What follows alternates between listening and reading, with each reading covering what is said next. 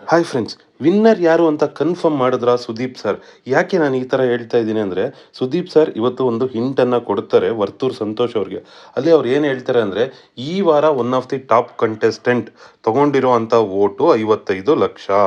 ಆದರೆ ಅವರು ಮತ್ತೆ ಒಂದು ಹಿಂಟನ್ನು ಕೊಡ್ತಾರೆ, ಹೋದ ವಾರ ಟಾಪ್ ಕಂಟೆಸ್ಟೆಂಟ್ ತೊಗೊಂಡಿರೋ ವೋಟು 72,00,000 ಅಂತ.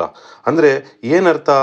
ಈ ವಾರ ಟಾಪ್ ಕಂಟೆಸ್ಟೆಂಟ್ ಅಂದರೆ ಈ ವಾರ ನಾಮಿನೇಷನಲ್ಲಿ ಯಾರ್ಯಾರೆಲ್ಲ ಇದಾರಲ್ಲ ಅವರಲ್ಲಿ ಎಲ್ಲರೂ ಟಾಪ್ ಆಗಿ ತಗೊಂಡಿರೋದು ಬರೀ 55,00,000 ಮಾತ್ರ.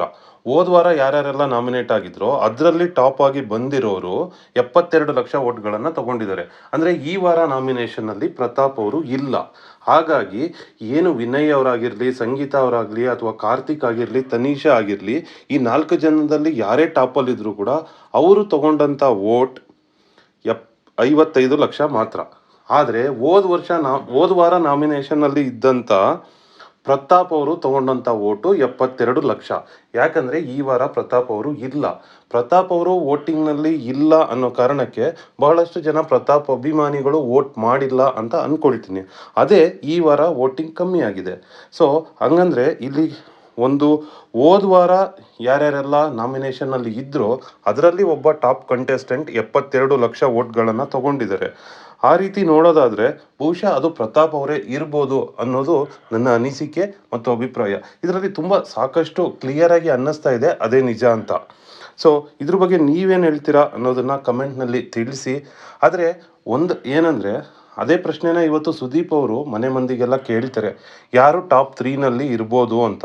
ಆದರೆ ಅಲ್ಲಿ ಯಾರೂ ಪ್ರತಾಪ್ ಅವರ ಹೆಸರನ್ನು ಹಾಕೋದಿಲ್ಲ, ವರ್ತೂರ್ ಸಂತೋಷ್ ಅವರನ್ನು ಹೊರತುಪಡಿಸಿ. ಯಾಕಂದರೆ ಅದು ತುಂಬ ಕ್ಲಿಯರ್.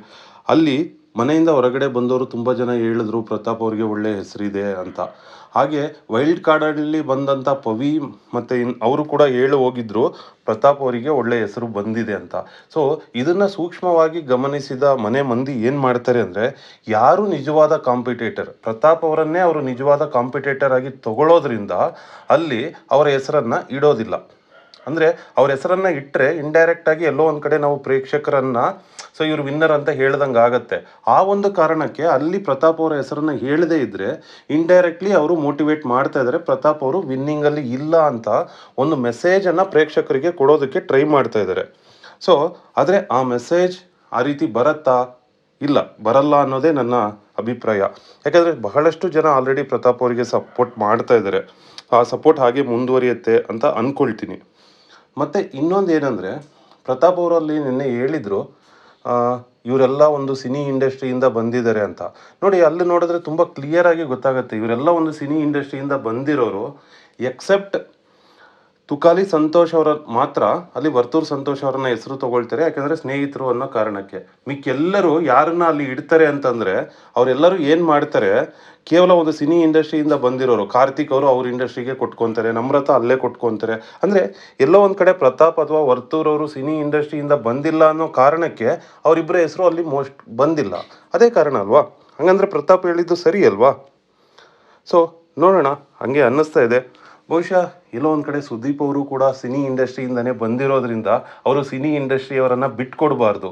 ನಾಳೆ ಒಂದು ವೇಳೆ ಅವರೇನಾದರೂ ಅಲ್ಲಿ ಸಪೋರ್ಟ್ ಮಾಡಿಲ್ಲ ಅಂದರೆ, ಏನಪ್ಪ ಸುದೀಪ್ ಅವರು ನಮಗೆ ಸಪೋರ್ಟ್ ಮಾಡಲಿಲ್ಲ ಅಂತ ಒಂದು ಮಾತು ಬರುತ್ತೆ ಅನ್ನೋ ಕಾರಣಕ್ಕೆ ಅವರು ಇವತ್ತು ಪ್ರತಾಪ್ ಅವರನ್ನು ಆ ಪ್ರಶ್ನೆ ಕೇಳಿದ್ರು ಅನ್ನೋದು ನನ್ನ ಅಭಿಪ್ರಾಯ.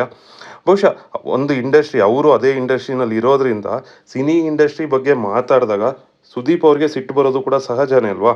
ಅದೇ ರೀತಿಯಲ್ಲೇ ಅದೇ ಕಾರಣಕ್ಕೆ ಸುದೀಪ್ ಅವರು ಈ ಪ್ರಶ್ನೆಯನ್ನು ಪ್ರತಾಪ್ ಅವರಿಗೆ ಕೇಳಿರ್ಬೋದು ಅಂತ ಅಂದ್ಕೊಳ್ತೀನಿ. ನೀವು ನಿಮ್ಮ ಅಭಿಪ್ರಾಯವನ್ನು ಕಮೆಂಟ್ನಲ್ಲಿ ತಿಳಿಸಿ. Thank you friend, thanks for watching our channel.